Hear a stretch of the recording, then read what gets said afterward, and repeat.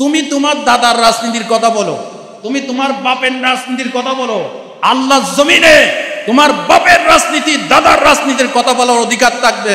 স্রষ্টা, বিশ্ব স্রষ্টা মহান রবের মুহাম্মদুর রাসূলুল্লাহর রাজনীতির কথা বলার অধিকার আমাদের আছে। অবশ্য যে সমাজে মুহাম্মদ সাল্লাল্লাহু আলাইহি ওয়াসাল্লাম ছিলেন সেই সমাজে আবু জেহেলও, এটা কিয়ামত পর্যন্ত। তাই বলে কি আমরা কোরআনের কথা বলা বন্ধ করে দেব? বলেন না, গত 16 বছর বলছি, এখন বুঝি বন্ধ করব? আপনারা কি বলেন, বলবো নাকি বন্ধ করব? আমরা মনিবের শুকরিয়া আদায় করি, সকলে বলি আলহামদুলিল্লাহ। সম্মানিত ভাইরা, এই মাস হচ্ছে কোরআন নাজিলের মাস। এই মাস কিসের মাস? এই জন্য এটাকে বলা হয় শাহরুল কোরআন। মহব্বতের সাথে বলেন তো, এই মাসের নাম হচ্ছে শাহরুল, আবারও বলেন শাহরুল কোরআন। কোরআন নাজিলের কারণে এই মাসের দাম বৃদ্ধি পেয়েছে। আর কোরআন হচ্ছে আল্লাহর কালাম। আল্লাহ যেমন শ্রেষ্ঠ, আল্লাহর কালামও শ্রেষ্ঠ। এর সমকক্ষ পৃথিবীতে অন্য কোনো কিতাব নাই। 104খানা আসমানি কিতাবের ভিতরে মোকাম্মাল এবং পরিপূর্ণ, শ্রেষ্ঠত্বের দিক থেকে, পরিপূর্ণতার দিক থেকে, বাস্তবতার দিক থেকে, সব দিক বিবেচনায় এই কালাম হচ্ছে অপ্রতিদ্বন্দ্বী কিতাব, আনচ্যালেঞ্জিং কিতাব, তুলনাহীন কিতাব। আল্লাহু আকবার বলেন। আল্লাহ রাব্বুল আলামিন সূরাত বনী ইসরাঈলের ভিতরে সমগ্র মানব জাতি এবং জিন জাতিকে আল্লাহ রাব্বুল আলামিন চ্যালেঞ্জ দিয়েছেন, যদি পারো কোরআনের মতো করে একটি কোরআন বানায় নিয়ে আসো। আল্লাহ পাক বলেন, আল্লা ইনি জিতামাআতিল ইনসু ওয়াল জিন্নু আলা আইয়াতু বিমিসলি হাযাল কুরআন লা ইয়াতুনা বিমিসলিহি ওয়ালাউ কানা বা'দুহুম লিবা'দিন যাহিরা। বলেন আল্লাহু আকবার। আল্লাহ রাব্বুল আলামিন বলেন, ও নবী আপনি বলে দেন, পৃথিবীর সমস্ত মানব জাতি আর জিন জাতি যদি একত্রিত হয় কোরআনের মতো একটি কোরআন রচনা করার জন্য, আর এই কাজে যদি জিনেরা মানুষকে সহযোগিতা করে, মানুষ জিন জাতিকে সহযোগিতা করে, রব্বুল আলামিন বলেছেন কিয়ামত হয়ে যাবে, কোরআনের মতো কোরআন বানানো সম্ভব হবে না। আল্লাহু আকবার বলেন। এই কোরআন মানব জাতির সমস্যার সমাধান কল্পে আল্লাহ নাজিল করেছেন। 104খানি আসমানি কিতাবের ভিতরে প্রত্যেকটা কিতাব এক দাফে নাজিল হয়েছে, কিন্তু কোরআন নাজিল হয়েছে দীর্ঘ 23 বছরে। কয় বছরে? 23 বছর। কারণ কি? কারণ হচ্ছে ইসলাম পরিপূর্ণ জীবন বিধান। আল্লাহর কাছে অতীতকাল বলে কোনো কাল নাই, আল্লাহর কাছে ভবিষ্যৎকাল বলে কোনো কাল নাই। আল্লাহর কাছে সমস্ত কালটা কি? বর্তমান। এই বর্তমানের উপর ভিত্তি করে মানব জাতির বিভিন্ন সমস্যার সমাধান কল্পে আস্তে আস্তে ধীরে ধীরে স্টেপ বাই স্টেপ আল্লাহ পাক 30 পারা কালাম নাজিল করেছেন। বলেন সুবহানাল্লাহ। এই জন্য কোরআন নাজিল হতে সুদীর্ঘ 23 বছর সময় লেগেছে। মানুষেরা প্রশ্ন করে নবীর কাছে, আর আল্লাহ নবীর কাছে জবাব পাঠিয়ে দেয়। নবীর কাছে যতগুলি প্রশ্ন করেছে এই সবগুলি প্রশ্ন কোরআন শরীফে আল্লাহ পাক উঠাই দিয়েছেন। একদল লোক এসে জিজ্ঞাসা করলো, মুহাম্মদ বলেন না সাল্লাল্লাহু আলাইহি ওয়াসাল্লাম, স্রষ্টার অবস্থান কিরকম? যিনি স্রষ্টা, যিনি সৃষ্টিকর্তা, যিনি খালেক, তার অবস্থান কিরকম? তিনি কি আমাদের থেকে দূরে আছেন নাকি কাছে আছে? এই প্রশ্ন করা হলে পরে আল্লাহ পাক সাথে সাথে নবীর কাছে উত্তর পাঠাই দিয়েছে। সূরাতুল বাকারা 186 নম্বর আয়াত, আল্লাহ রাব্বুল আলামিন বলেন, নবী আপনাকে জিজ্ঞাসা করে, وَإِذَا سَأَلَكَ عِبَادِي عَنِّي فَإِنِّي قَرِيبٌ أُجِيبُ دَعْوَةَ الدَّاعِ إِذَا دَعَانِ। নবী আপনাকে প্রশ্ন করা হয়, জিজ্ঞাসা করা হয় আমার সম্পর্কে, আপনি বলে দেন, আল্লাহ পাক এই কথাটা কোরআন শরীফে বারবার বলেছেন, আমার পক্ষ থেকে বলে দেন, আমার পক্ষ থেকে বলে দেন। এটা একমাত্র এই একটি আয়াত যেখানে আল্লাহ বলেছেন আমার সম্পর্কে প্রশ্ন করেছে, আমি নিজে জবাব দিয়ে দেই।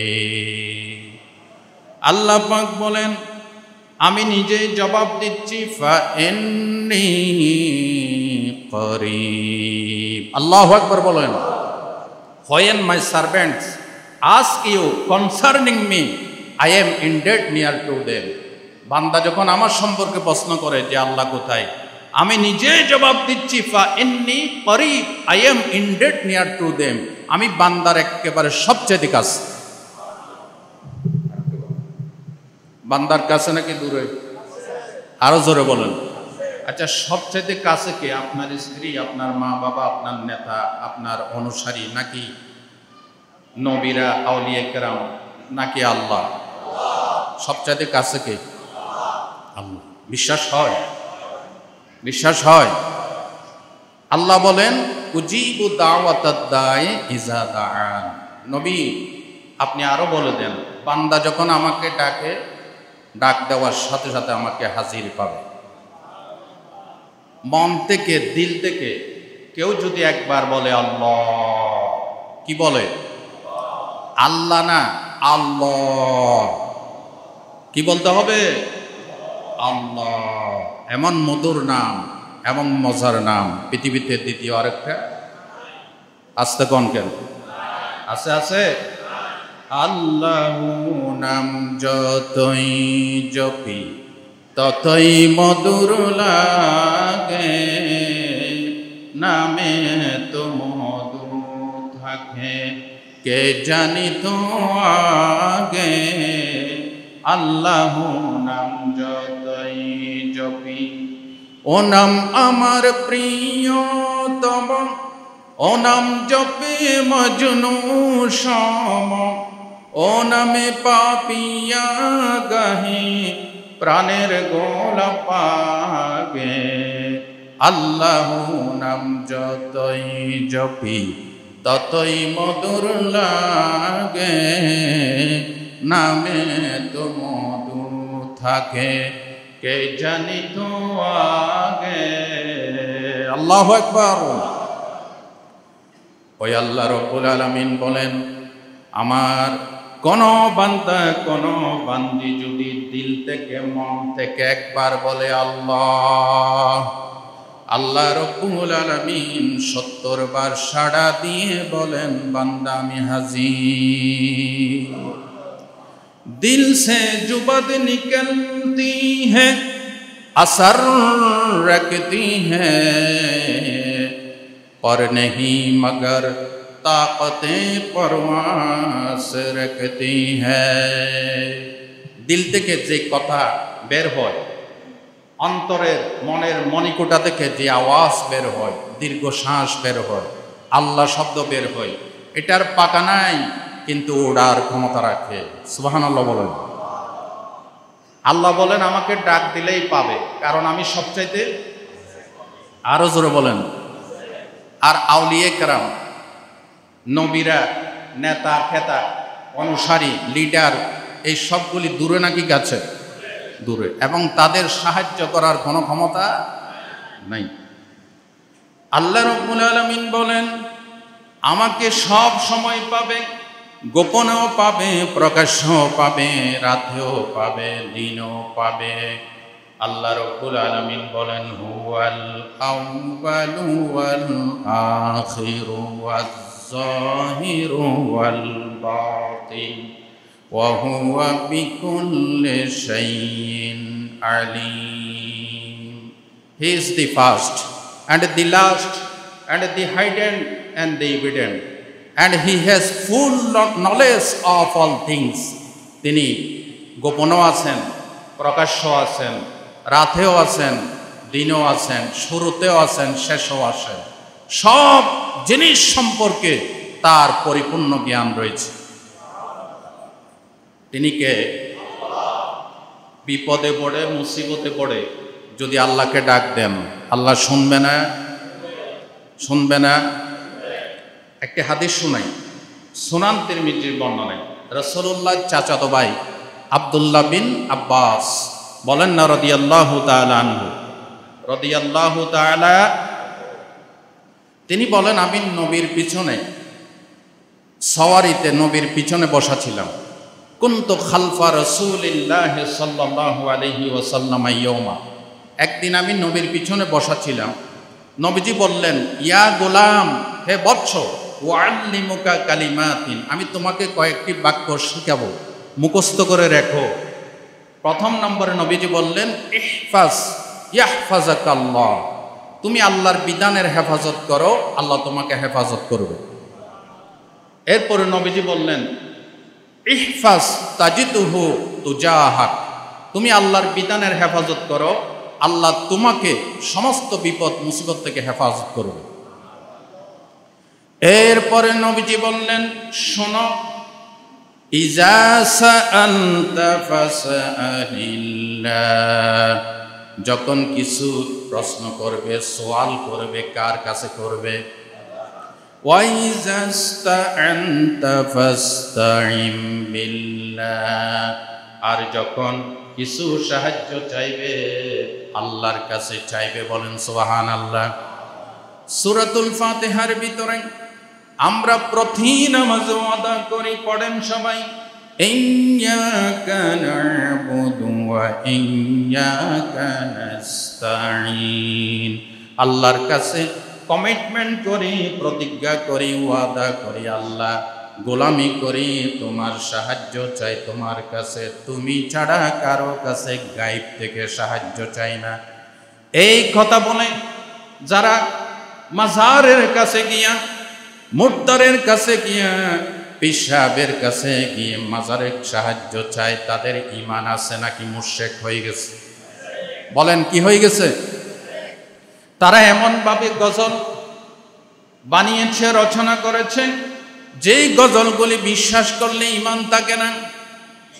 এক জায়গায় শুনেছি হযরত আব্দুল কাদের জিলানী রাহমাতুল্লাহ আলাইহি সম্পর্কে তারা একটি গজল বানিয়েছে এভাবে, অলিদিগের রাজা মহারাজ লাউমদের সালাম কানি আব্দুল কাদের জিলানী।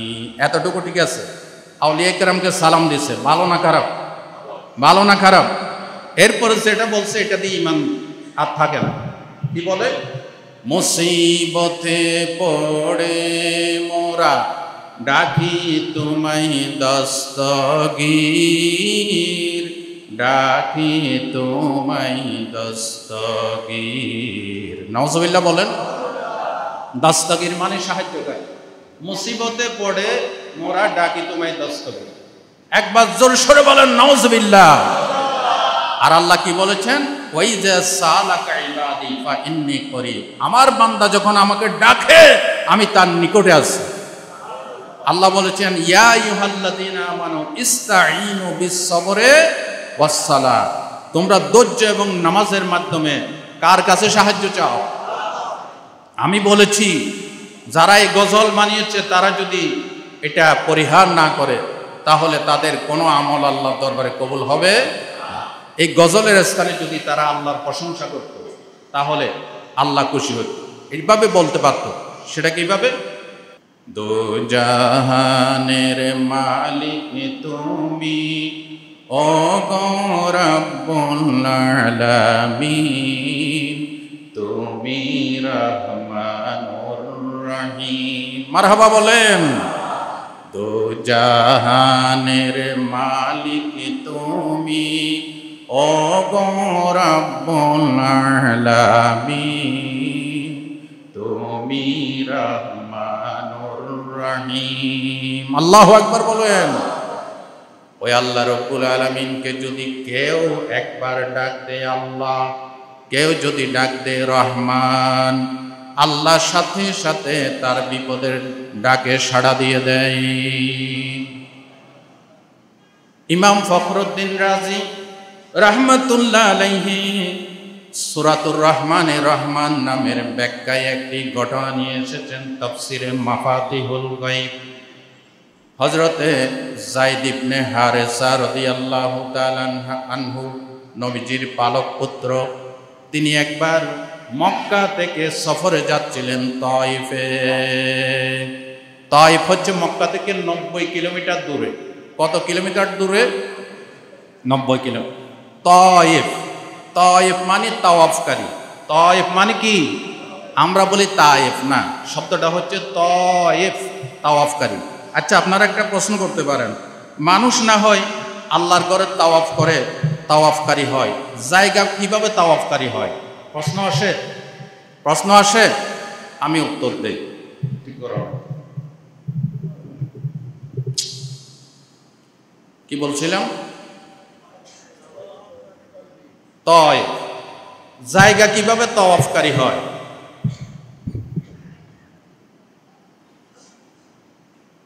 আল্লামা জালালউদ্দিন সৈয়দী রাহমাতুল্লাহ আলাইহি তাফসিরে জালালাইন শরীফে লিখেছেন, হযরত ইব্রাহিম আলাইহিস সালাম যখন মা হাজরা এবং ইসমাইলকে রেখে মরুভূমিতে রেখে চলে যাচ্ছেন, তখন তিনি আল্লাহর কাছে একটি দোয়া করেছিলেন, ওয়ারযুকহুম মিনাস সামারাত। আল্লাহ, এই শস্য শ্যামলহীন মরুভূমিতে বংশের একটি অংশকে রেখে গেলাম, আল্লাহ এই জায়গাকে তুমি শস্য শ্যামল দিয়ে ফল ফলারি দিয়ে ভরে দাও। মক্কাতে তখন ফল ফলারি হয় না।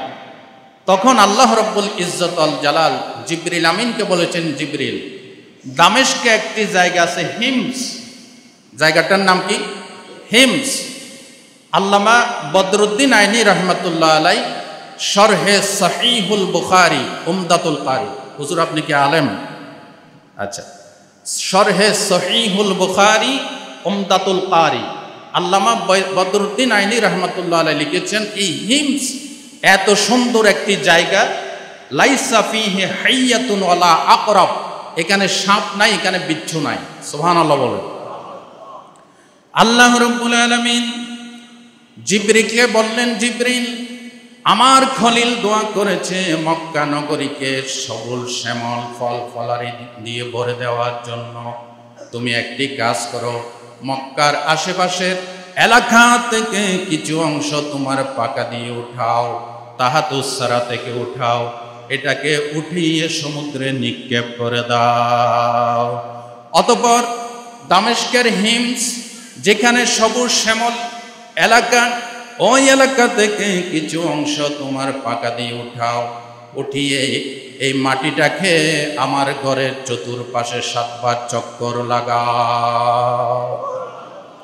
7 বার চক্কর লাগালেন, এরপরে বললেন এটাকে তায়েফে রেখে দাও। এই জন্য এই জায়গাটার নাম হয়েছে, বলেন। এখন আপনাদেরকে কেউ যদি জিজ্ঞাসা করে তায়েফকে কেন তায়েফ বলা হয়, জবাব দিতে পারবেন? নোট করে রাখেন, এগুলি কোনো হুজুরের কাছে শুনবেন কিনা আমি জানি না, এগুলি খুব গভীর গবেষণার দরকার। নোট। এবং আজকের ওয়াজ আলহামদুলিল্লাহ মিডিয়া এসেছে, মিডিয়াতে পাবেন। আলহামদুলিল্লাহ বলেন।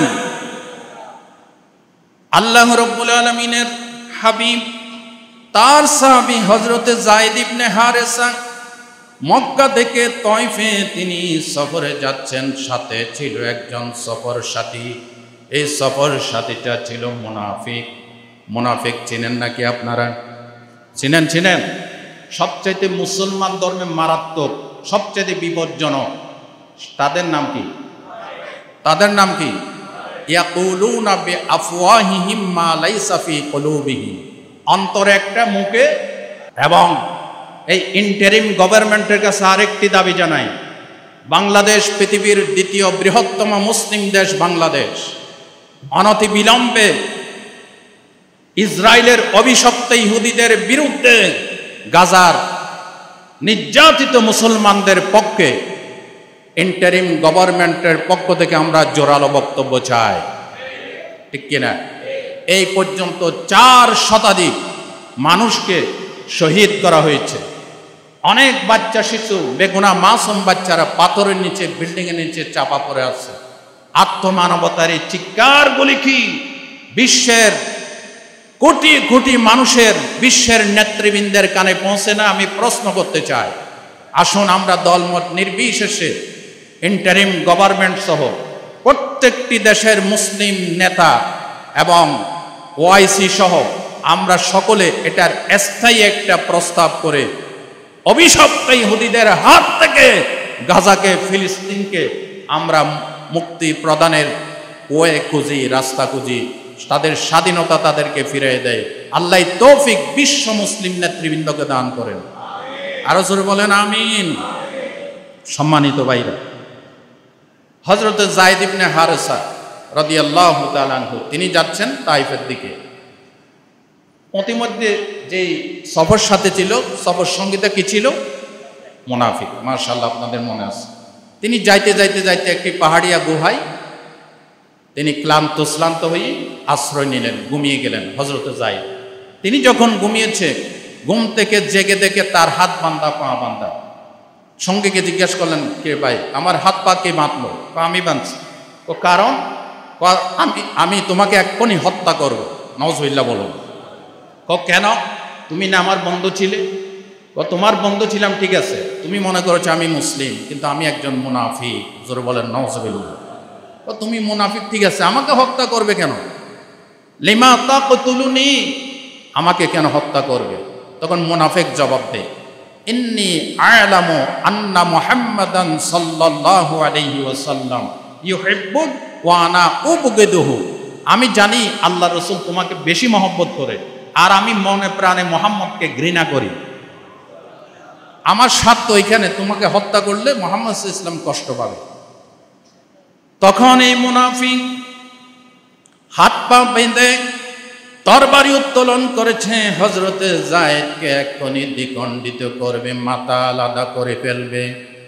তাফসিরে মাফাতিহুল গায়ব আল্লামা ফখরুদ্দিন রাজি রাহমাতুল্লাহ আলাইহি লিখেছেন, তখন হযরতে যায়েদ একটি ডাক দিয়েছে, আগিসনি ইয়া রহমান। আল্লাহু আকবার। হে রহমান, আমাকে সাহায্য করো। হে রহমান, আমাকে সাহায্য করো।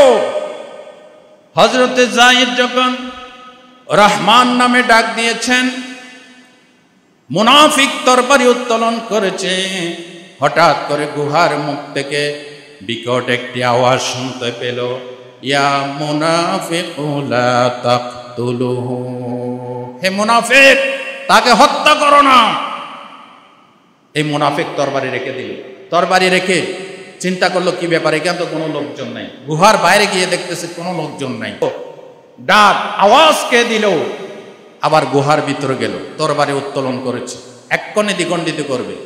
দ্বিতীয়বার আগের চাইতে আরো বিকট আওয়াজে গুহার বাহির থেকে কে যেন বলতেছে, লা তাকতুলুহু, তাকে হত্যা করো না। আবার তরবারি রেখে দিচ্ছে। তরবারি রেখে আবার গুহার বাইরে আসছে, এসে দেখতেছে কেউ নাই। আবার ভিতরে গেছে, তরবারি নিয়েছে, হত্যা করবে।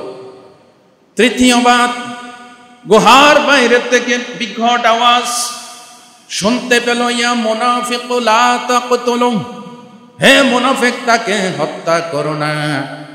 ওই মুনাফিক তরবারি রেখে দিয়ে গুহার বাইরে এসে দেখতে পেলেন, দুনিয়ার সাধারণ ঘোড়ার চাইতে আরো বিশাল একটি ঘোড়া। ওই ঘোড়ার উপরে এক যুবক বসে আছে, তার গায়ে সবুজ পোশাক শোভা পাচ্ছে, আর হাতে একখানি তরবারি চিকচিক করতেছে। ওই যুবক টপ টপ করে গুহার ভিতরে গিয়ে এই মুনাফিকের বাম হাত দিয়ে চুল ধরে ডান হাত দিয়ে তার গর্দান উড়াই দিল, আর হযরতে যায়েদের হাত পায়ের বান্ধন খুলে দিল। হযরতে যায়েদ কাঁদতেছে আর বলতেছে, কে তুমি? তোমার পরিচয় কি? ঘর কোথায়? বাড়ি কোথায়? বিপদের দিনে, মুসিবতের দিনে আমার হাত পার বাঁধন খুলে দিলেন, আর মুনাফিককে হত্যা করলেন। এবার ওই যুবক বলতেছে, আমি দুনিয়ার কোনো সাধারণ যুবক নয়, আনা জিবরিল, আমি আল্লাহর ফেরেশতা জিবরিল। তুমি যখন বিপদের মুহূর্তে আল্লাহকে রহমান বলে ডাক দিয়েছ, আমি ছিলাম সিদরাতুল মুনতাহার কাছে, আল্লাহ বলেছেন যাও সাহায্য করো। প্রথম ডাক যেটা দিয়েছি সপ্ত আসমানের উপর থেকে, দ্বিতীয় ডাক যেটা দিয়েছি প্রথম আসমান থেকে, তৃতীয় ডাক যখন দিয়েছি তখন আমি তাইফের জমিনে। আল্লাহ রাব্বুল আলামিন বলেন, আমাকে রহমান বলে কেউ যদি ডাক দেয় আমি আর বরদাস্ত করতে পারি না, আমার রহমতের দরিয়ায় জোশ মেরে যাই। আরো জোরে বলেন আলহামদুলিল্লাহ। তুমি রহমান, তুমি মেহেরবান, অন্ধ গাহে না শুধু তোমারি গুণগান, বুঝে ও বুঝে না তব শান, তুমি রহমান, তুমি মেহেরবান। জনম জনম যদি গাহি তোমারি মহিমা গাওয়া শেষ হবে নাহি, বরে অবরে না যেন তৃষিত এই প্রাণ, তুমি রহমান, তুমি মেহেরবান। আল্লাহু আকবার বলেন। আল্লাহ বলেন, নবী আমার সম্পর্কে আপনার কাছে প্রশ্ন করে আমি কোথায়, আপনি বলেন আমি সবচাইতে কাছে। নবীর কাছে আরো প্রশ্ন করেছে তারা নতুন চাঁদ সম্পর্কে, নতুন চাঁদ।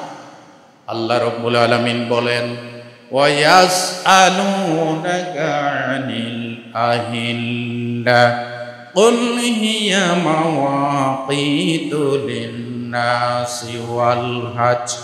ও নবী, আপনার কাছে প্রশ্ন করা হয় নতুন চাঁদ সম্পর্কে, আপনি বলে দেন এই নতুন চাঁদ পৃথিবীবাসীর জন্য হজ এবং নামাজের হিসাব করার জন্য বিনা পয়সা একটা ক্যালেন্ডার বানিয়ে আল্লাহ আকাশে ঝুলিয়ে রেখেছে। নতুন চাঁদ, নতুন চাঁদকে বলা হয় হেলাল, আর পূর্ণ চাঁদকে বলা হয় কামার। নতুন চাঁদকে বলা হয় হেলাল। ওয়ায়াসআলুনাকা আনিল আহিল্লা, আপনাকে নতুন চাঁদ সম্পর্কে প্রশ্ন করে। এই চাঁদের কন্ট্রোলিং পাওয়ার কার হাতে?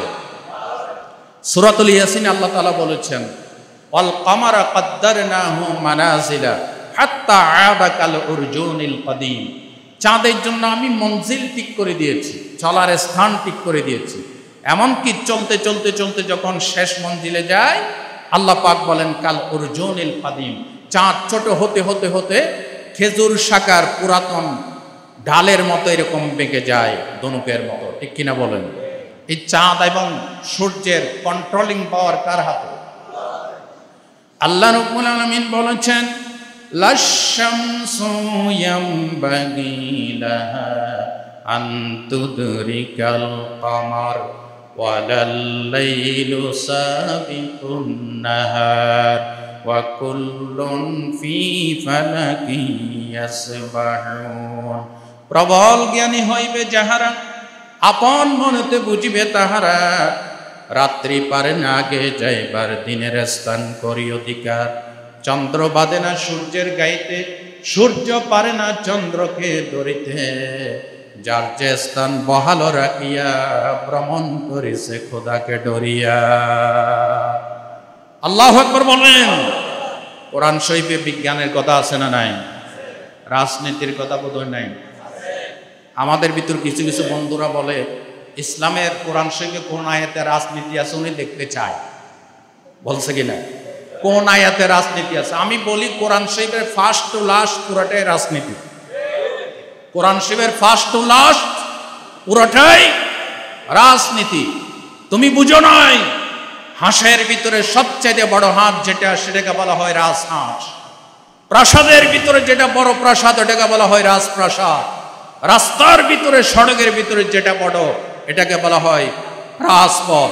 তদ্রূপ তেমনি ভাবে নীতির ভিতরে সবচাইতে যেটা বড় নীতি সেটা হচ্ছে আল্লাহর নীতি, সেটা হচ্ছে ইসলাম, সেটা হচ্ছে শ্রেষ্ঠ রাজনীতি। ঠিক কিনা বলো? রাজনীতি আছে কোরআন শরীফের ফার্স্ট ক্লাস পুরোটাই রাজনীতি। ঠিক কিনা? কবরে গেলে যে তিনটা প্রশ্ন করবে তিনটাই রাজনীতির প্রশ্ন। তিনটাই কিসের প্রশ্ন? এক নম্বরে আসেন, মান রাব্বুকা, তোমার রব কে? রব মানি সার্বভৌমত্বের মালিক। রব মানে কি? সমস্ত নির্বাহী পাওয়ারের ক্ষমতার মালিক কে?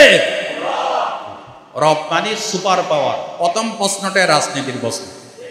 ঠিক কিনা বলো? দ্বিতীয় প্রশ্ন, আমান নবিয়্যুকা, তোমার মডেল কে ছিল?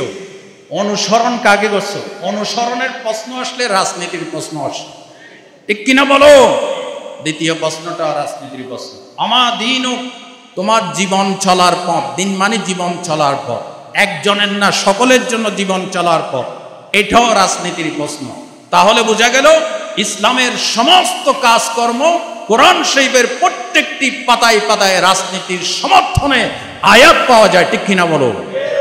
অবশ্য সে রাজনীতি ব্রিটিশের শিখানো পচা রাজনীতি নয়, সেটা কার্ল মার্ক্সের লেনিনের মাও সেতুর রাজনীতি নয়, সেটা মদিনার রাজনীতি, আল্লাহ কর্তৃক মনোনীত রাজনীতি ইসলাম। ঠিক কিনা বলেন? সুতরাং ইসলামের রাজনীতি নাই যারা বলবে সাথে সাথে ইমান থেকে খারিজ হয়ে যাবে। ইসলামী রাজনীতি নাই বলে আজকে দখলদারিত্ব করে জুলুম শোষণ করে দেশটাকে জাহান্নাম বানাই ফেলেছে। তাদের হাত থেকে রাজনীতিকে মাইনাস করে ইসলামী রাজনীতি প্রতিষ্ঠিত করতে হবে। ঠিক কিনা বলো? আর না হয় দেশে কোনোদিনও শান্তি ফিরে আসবে না। তাহলে বলেন কোরআন শরীফে বিজ্ঞান আছে, অর্থনীতি, সমাজনীতি, রাজনীতি, জুডিশিয়াল ল, ফৌজদারি দণ্ডবিধি, মিরাসি আইন, উত্তরাধিকারী আইন, এই সব আছে কিনা? নাই। কি ওয়ানাজ্জালনা আলাইকাল কিতাবা তিবয়ানাল লিকুল্লি শাই, আল্লাহ বলেন হেদায়েতের সর্বশেষ গ্রন্থ হিসেবে কোরআন শরীফের ভিতরে আমি খুলে খুলে সবকিছু বয়ান করে দিয়েছি। এই জন্য আমরা বলি সব সমস্যার সমাধান জোরে বলেন দিতে পারে আল কোরআন। সমাধান চাও যদি জীবনে মরণে, ফিরে যাও খুঁজে নাও চোখ রাখো কোরআনে। বলেন সমাধান চাও যদি, ফিরে যাও খুঁজে নাও চোখ রাখো কোরআনে। পাবে পাবে তুমি শান্তির ঠিকানা, পাবে পাবে তুমি শান্তির ঠিকানা, যদি তুমি মেনে নাও মনে প্রাণে। সমাধান চাও যদি জীবনে মরণে, ফিরে যাও খুঁজে নাও চোখ রাখো কোরআনে। এই বাণী সকলের নয় শুধু মুমিনের, এই বাণী সকলের নয় শুধু মুমিনের, যারাই চলবে মেনে ফল পাবে কোরআনের। গড়ে বলো কিবা রাষ্ট্রে বলো, গড়ে বলো কিবা রাষ্ট্রে বলো, অশান্তি দূর করে শান্তি আনে। সমাধান জোরে সমাধান চাও যদি, ফিরে যাও খুঁজে নাও চোখ রাখো কোরআনে। আলহামদুলিল্লাহ বলেন। বিগত 22টি বছর ধরে এই মসজিদে এই কথাগুলি শোনাইছি, আপনাদের কেমন লাগছে? ভালো লাগে না খারাপ লাগে? অবশ্য কিছু কিছু লোকের আবার খারাপও। আমি বুঝি না তাদের খারাপ লাগার কারণটা কি। আমি কি আমার দাদার কথা বলছি, বাবার কথা বলছি? তুমি তোমার দাদার রাজনীতির কথা বলো, তুমি তোমার বাপের রাজনীতির কথা বলো। আল্লাহর জমিনে তোমার বাপের রাজনীতি, দাদার রাজনীতির কথা বলার অধিকার থাকবে স্রষ্টা, বিশ্ব স্রষ্টা মহান রবের মুহাম্মদুর রাসূলুল্লাহর রাজনীতির কথা বলার অধিকার আমাদের আছে। অবশ্য যে সমাজে মুহাম্মদ সাল্লাল্লাহু আলাইহি ওয়াসাল্লাম ছিলেন সেই সমাজে আবু জেহেলও, এটা কিয়ামত পর্যন্ত। তাই বলে কি আমরা কোরআনের কথা বলা বন্ধ করে দেব? বলেন না, গত 16 বছর বলছি, এখন বুঝি বন্ধ করব? আপনারা কি বলেন, বলবো নাকি বন্ধ করব? আল্লাহ আমাদেরকে সকলকে বলার এবং নিজে বলার এবং আমল করার তৌফিক দান করেন। কোরআন শরীফে সবকিছু আছে। মহিলাদের যে ঋতুস্রাব হয়, পিরিয়ড হয়, এটার কথা নাই না? এটা কেমনে কইব? লজ্জার কথা না? লজ্জার কথা না? অনেকে বলে লজ্জার কথা না। আল্লাহ বলেন ইন্নাল্লাহা লা ইয়াস্তাহি মিনাল হক। আল্লাহ হক কথা, গুরুত্বপূর্ণ কথা বলতে আল্লাহ লজ্জাবোধ করেন না। দেখেন, নবীর কাছে প্রশ্ন করা হয়েছে, ইয়া রাসূলুল্লাহ, আমাদের স্ত্রীরা প্রতি মাসে নাপাক হয়ে যায়, এটার বিধান কি? আল্লাহ রাব্বুল আলামিন সাথে সাথে জবাব দিয়ে দিয়েছেন, ওয়া ইয়াসআলুনাকা আনিল মাহিদ কুল হুয়া আযান ফা'তাযিলুন নিসা ফিল মাহিদ। হে নবী, আপনাকে প্রশ্ন করে মাসিক পিরিয়ড সম্পর্কে, আপনি বলেন কুল হুয়া আযান, এটা মহিলাদের জন্য খুবই কষ্টদায়ক একটি জিনিস। ফা'তাযিলুন নিসা ফিল মাহিদ, হায়েজ অবস্থায় তোমরা স্ত্রী থেকে, স্ত্রী মিলন থেকে দূরে থাকো। ওয়ালা তাকরাবুহুন্না হাত্তা ইয়াতহুরনা, যতক্ষণ না পাক পবিত্র না হয় স্ত্রীর সম্পর্ক থেকে দূরত্ব বজায় রেখে চলো। বলেছেন কে? তাহলে সবকিছুর বিধান কোরআন শরীফে আছে। নবীর কাছে তারা আরো প্রশ্ন করেছে, মুহাম্মদ, এই যে তুমি আইনের কথা বলো, আল্লাহর আইন, এই আইন প্রণয়নের ব্যাপারে আমাদের কি কোনো এখতিয়ার আছে? আল্লাহ রাব্বুল আলামিন বলেন, ইয়াকুলুনা হাল লানা মিনাল আমরি মিন শাই কুল ইন্নাল আমরা কুল্লাহু লিল্লাহ। সূরা আল ইমরানের 154 নম্বর আয়াত। নবী, আপনাকে তারা বলে, মুহাম্মদ, তুমি যে আইন করো, আল্লাহর আইন, এই আইনের ব্যাপারে আমরা কিছু সলা পরামর্শ আপনাকে দেব, সুযোগ আছে? আল্লাহ সাথে সাথে বললেন, কুল ইন্নাল আমরা কুল্লাহু লিল্লাহ, বলে দেন আইন প্রণয়নের সমস্ত পাওয়ার, সমস্ত ক্ষমতা আল্লাহ নিজের হাতে রেখেছে। কারো আইন চলবে না। আইন চলবে কার? সৃষ্টি যার, আইন চলবে। আলা লাহুল খালকু ওয়াল আমর, সৃষ্টি যার, আইন চলবে তার। আল্লাহর আইন নাই বলে আজকে মানুষ অধিকার বঞ্চিত হচ্ছে। সাদা মানুষ, কালো মানুষ, তারা অধিকার বঞ্চিত হচ্ছে। শ্রমিকরা অধিকার পাচ্ছে না, নারী তার সম্ভ্রম ইজ্জত হারাচ্ছে, দেশের মানুষ দুঃখে দুঃখে বলছে। অধিকার প্রতিষ্ঠা করার জন্য আল্লাহর আইন প্রতিষ্ঠার কোনো বিকল্প নাই। আসুন আমরা এই কথাগুলি বুঝে আমল করার চেষ্টা করি। আল্লাহ পাক আমাদেরকে তৌফিক দান করেন। সম্মানিত ভাইরা, এতক্ষণ যে কথাগুলি বলেছি, এই কথাগুলি হচ্ছে কোরআন সুন্নাহ থেকে বলেছি এবং দলিল দিয়ে কথা বলেছি। এখন আমি আপনাদের সামনে কথা বলবো সাদাকাতুল ফিতর থেকে। বলেন ইনশাআল্লাহ।